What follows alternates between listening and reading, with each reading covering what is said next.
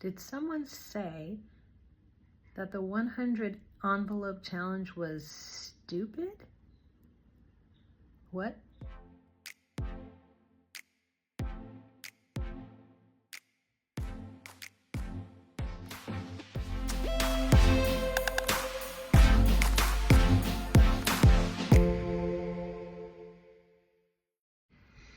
Well, hello everybody. This is Christine, aka Dr. Simple Budgets, and I just had to come on here to defend Erica, aka Black and Blue, on YouTube for a comment that was made to her by someone who said that the 100 envelope challenge is stupid. Now, we might all be misinterpreting what they mean by that. They might be saying the way that she's doing it is stupid, or the decisions that she's made and how she's doing it is stupid.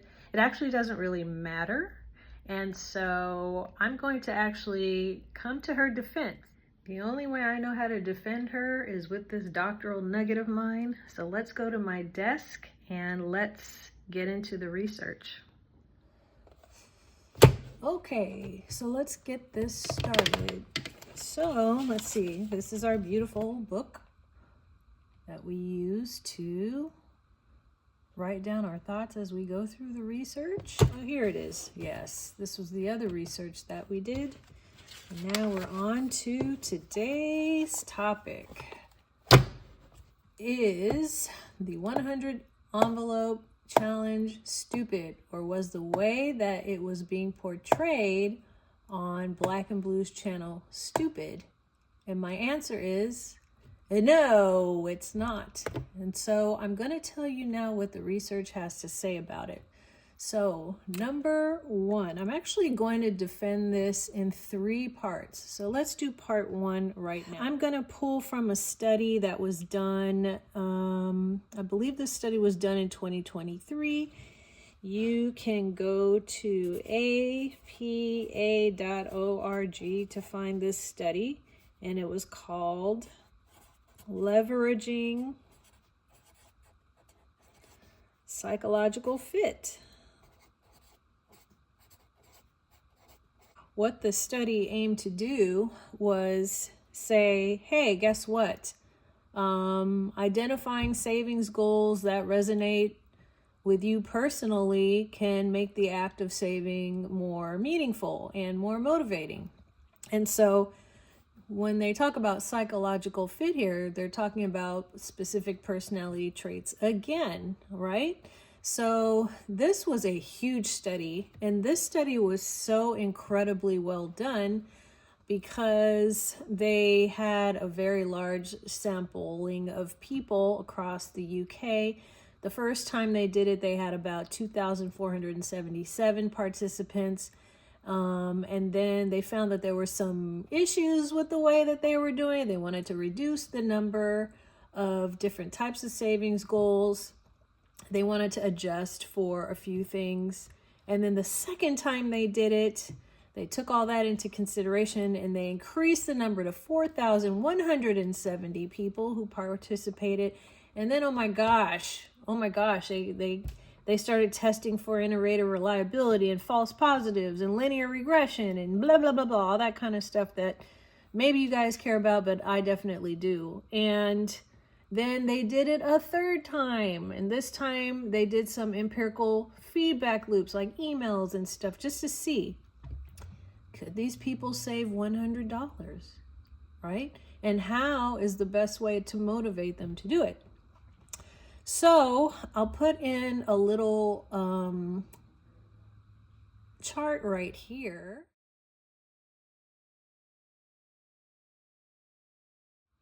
And on this chart, you can see that there's about 16 different savings goals that they had the first group do. They reduced that number down to about 15 the second time and did some other things to it. But basically what they found out is that when individuals see how saving benefits their future, they are most likely to stay committed. Duh, right? So everyone says duh, but these people actually did the scientific proof on that one. And the other thing is, savings goals have to be matched to people's personalities. Savings goals have to be matched to people's personalities. So for anyone to say 100 envelope savings challenge goal is stupid is very ill-informed, because the person doing it, well, it's matched to their particular personality type. And so they did do a personality type test on this. They call them the Big Five personalities, which is just a specific type of test that they used. And they found out that people who were agreeable in general were more likely to save money, even if they didn't have a lot of money. So you have to be an agreeable type of a personality. Agreeable, okay? Means you have to be this type of a person and not this skeptical type of person, okay? And I have a feeling that the person who wrote that comment is probably a very skeptical person. So another reason why they couldn't see the forest before the trees is because they themselves might be skeptical. They might not. They might be an agreeable person. I might be wrong about that. But just based on the language that they use, this very inflammatory word, stupid, it's kind of an indicator, if you ask me. So another thing is that, matching savings goals to individuals' personalities should lead to those successful outcomes, even amongst the most financially disadvantaged subpopulations. So amongst these thousands and thousands of people, obviously the majority of them were in that subpopulation. They are people that had a really hard time saving. They were gripped with just trying to get by financially. But they did find out that agreeableness was the most salient personality trait in the study. I find that Erica, Black and Blue, I find that she is an extremely agreeable person. But at the same time, she has something that study also found out, which is people that are financially stable are more likely to, save that kind of money and find it easy. And you're probably thinking, duh. But again, it was Black and Blue's challenge. So she fits all the criteria to do it that way. So that's reason number one. Now I'm going to defend her a second time. Number two coming up right now. Let's talk about personalized items. So personalized items,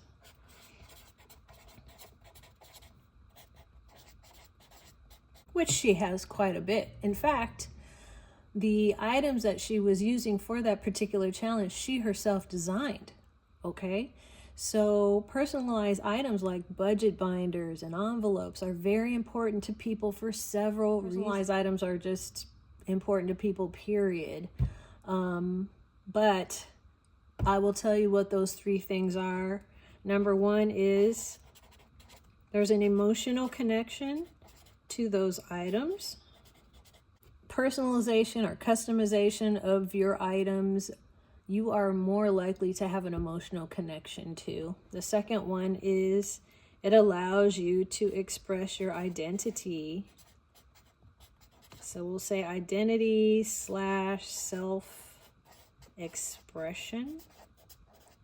And with identity and self-expression, just in general, human beings love expressing their identity. They love expressing the things that they're interested in and what they're all about. And that is evident in everyday culture.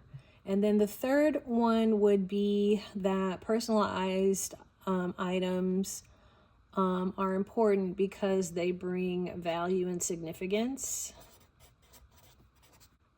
With value and significance, you're going to assign more value to that personalized item, and it's going to allow the person to feel and be seen and be validated and appreciated. And so if you have your own binder envelopes, which she did, she appreciated them all the more so. And, you know, she was more likely, because of the fact that she's agreeable and because of the fact that she has a higher income, to go ahead and stuff those personalized envelopes the way she wanted to, because it matched her personality. I mean, you can't say that something is stupid when it's very personalized to them. Like, it's just, well, I won't say it. Number 3. So this is the third and final way that I'm going to defend the fact that the 100 savings envelope challenge is not stupid for anybody. And you, again, that study proved that you don't have to have a high income. It's just that high income people are more likely to do savings challenges. So number 3 is, there are 2 drivers to human behavior. Now, this is psychology 101. Like, even if you're like in a high school level, you're going to be taught this if you take a class that talks about psychology. There's 2 drivers of human behavior. One is pain avoidance and the other one is pleasure. Okay, so number 3, drivers of behavior. And we're going to concentrate on this first one called pleasure, because pain avoidance doesn't even come into this argument that I'm making. But pleasure seeking. So the desire to pursue positive experiences, enjoyment, or rewards is basically the definition of pleasure, okay? And they're all pretty much equal, but love and success are 2 pretty big, you know, of the most prominent drivers. The problem with things that are pleasure seeking is that a person has to elicit for themselves some impulse control.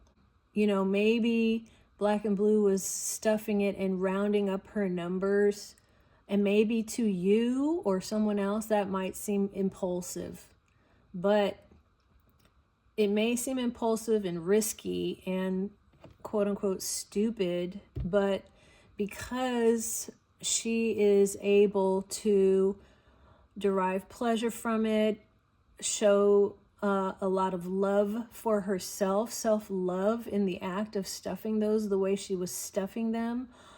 Also the fact that she's an agreeable person, that she is not financially disadvantaged, but even if she was, she still would be able to save because she's an agreeable person. And because her items were personalized, for these 5 reasons, there's absolutely no way on this earth that the 100 envelope challenge for anyone is stupid. It's just not. I rest my case. And I really hope that you got something out of today's lesson, okay? All right, let's put this away. If you like my video, please leave a comment. Let me know what you think about the 100 envelope challenge. Do you think it's stupid? Let me know what you think about research. And I don't know, did you know there was so much research out there about money and savings? There's quite a bit, actually. And if you find this kind of content interesting, just let me know down in the comments and leave a like and subscribe if you like my channel. I do these kinds of savings challenges, and I also do games, and I also talk about the psychology behind all of this cash stuff. If you'd like to okay, if you'd like to get a copy of my Acorns tracker, go ahead and send me an email and I will send you this tracker for free. I just don't have this stuff set up in my description quite yet, but one day I will. But for now, just send me an email and I will send you my Acorn tracker for free. Thanks, everybody. Take care. See you later.